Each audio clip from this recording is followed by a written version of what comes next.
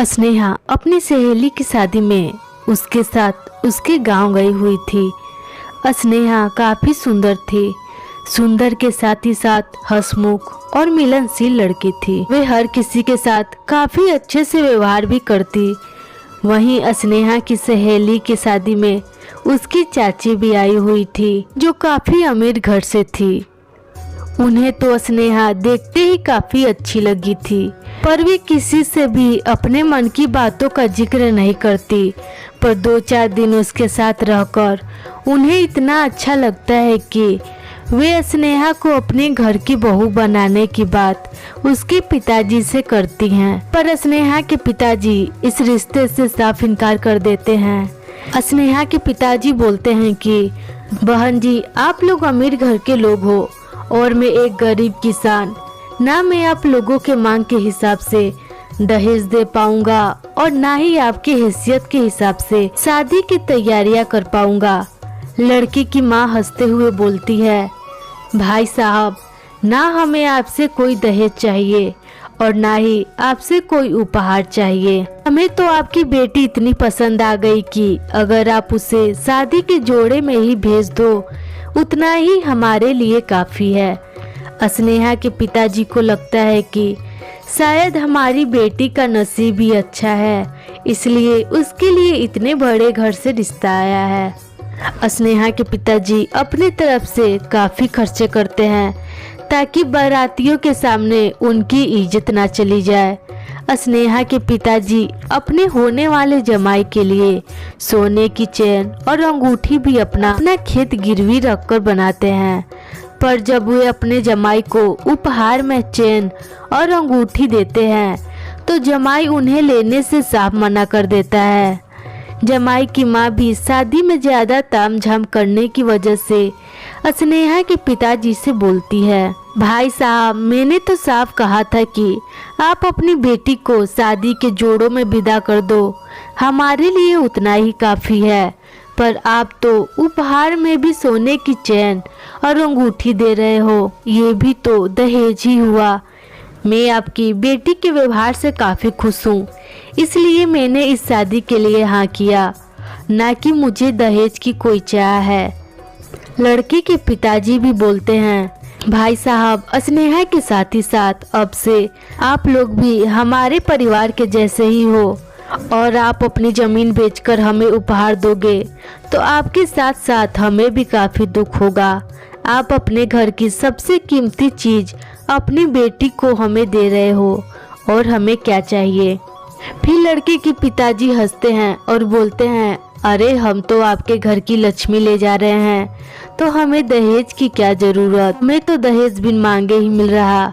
इतना सुनकर आसपास मौजूद सारे लोग हंसने लगते हैं। स्नेहा के पूरे गांव में उसके ससुराल वालों की काफी तारीफें होती है। सब यही बोलते हैं, स्नेहा काफी नसीब वाली है जो उसे इतना अच्छा ससुराल मिला। स्नेहा की शादी तो हो जाती है, वे अपने ससुराल चली जाती है। उसके ससुराल में सभी लोग काफी अच्छे थे, उसे काफी प्यार करते। उसकी सास भी उसे काफी लाड दुलार से रखती थी। वे स्नेहा को तो घर का एक भी काम करने नहीं देती। स्नेहा के ससुराल में गए अभी पूरे 1 महीने भी नहीं हुए थे कि उसकी सास उसे घर की सारी जिम्मेदारियों के साथ ही साथ घर की चाबियां भी उसके हाथों में दे देती है। उसकी सास को लगता है कि स्नेहा गरीब घर की बेटी है तो घर परिवार की जिम्मेदारियां अच्छे से समझेगी। पर घर की चाबियां स्नेहा के पास आते ही कुछ महीने तो सब कुछ सही रहा, पर धीरे धीरे वे वहां के आसपास के औरतों से घुल मिल गई और धीरे धीरे उसके भाव ही बदलने लगे। स्नेहा घर का बनाया कभी खाना नहीं खाती, वे रोज रोज खाना ऑर्डर करके ही मंगवाने लगी। छोटे छोटे कपड़े पहनकर बाहर चली जाती, देर रात तक वापस नहीं आती। अगर उसके ससुराल वाले कुछ बोले तो वे बार बार मायके जाने की बातें करती। हद तो तब पार हो गई जब स्नेहा अपने ससुराल की सहेलियों के साथ पार्टी से रात भर घर नहीं लौटी। गुस्से में उसके पति ने स्नेहा को घर से निकाल दिया। स्नेहा भी अपने मायके चली जाती है। मायके पहुंचते ही वे अपने पिताजी से बोलती है कि पिताजी, दहेज की वजह से मेरे ससुराल वालों ने मुझे घर से निकाल दिया। वे हमेशा मुझसे बोलते कि जाओ अपने पिताजी से दहेज के पैसे लेकर आओ। अगर मैं मना करती तो वे मुझे काफ़ी मारते। स्नेहा अपने पिताजी से कहती है कि वे चलकर उसके ससुराल वालों के खिलाफ शिकायतें दर्ज करवा दे। स्नेहा के पिताजी मन ही मन यही सोचते हैं कि ना मेरी बेटी का व्यवहार खराब था और ना ही उसके ससुराल वालों का। फिर ऐसा क्या हुआ कि उन्होंने मेरी बेटी को घर से निकाल दिया। स्नेहा के पिताजी सिर्फ अपनी बेटी की बातें ही सुनकर कोई फैसला नहीं लेना चाहते थे, इसलिए वे अपनी बेटी को लेकर उसके ससुराल गए और अपनी बेटी और उसके ससुराल वालों दोनों की बातें सुनने के बाद उन्हें अपनी बेटी में ही गलती लगती है और वे उसके ससुराल वालों से अपनी बेटी की तरफ से माफ़ी भी मांगते हैं। वे स्नेहा को अपने साथ ले जाने से साफ इनकार कर देते हैं। वे स्नेहा से बोलते हैं कि बेटी, तुम्हारी सास ने तुम्हें अपने घर की बहू इसलिए बनाया क्योंकि तुम उनकी सम्मान करो, पर तुम तो उनके लाड प्यार का काफ़ी गलत फायदा उठा रही हो। एक बेटी के ही हाथों में होता है कि वे अपने ससुराल और मायका दोनों जगह के इज्जत को बचा कर रखे, पर तुमने तो ना अपने ससुराल के इज्जत के बारे में सोचा और ना अपने मायके के। आज तुम्हारी वजह से मुझे तुम्हारे ससुराल वालों के सामने इतना शर्मिंदा होना पड़ा।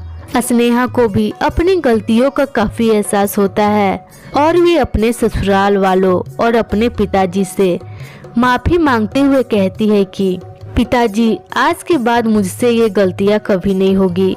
मुझे अच्छे से समझ में आ गया कि एक लड़की का घर उसका ससुराल ही होता है। मैं अपने मायका और ससुराल दोनों जगह के इज्जत को ध्यान में रखकर ऐसा कोई भी काम नहीं करूँगी जिससे आप सभी को शर्मिंदा होना पड़े। स्नेहा के पिताजी की बातें सुनकर उसकी सास को भी काफ़ी अच्छा लगा। वे मन ही मन सोचती है, मैंने स्नेहा से अपने बेटे की शादी कर काफ़ी अच्छा फैसला लिया, क्योंकि आज उसके पिताजी की समझदारी की वजह से आज स्नेहा को भी अपनी गलतियों का एहसास हुआ और हमारा घर परिवार बिखरने से भी बच गया।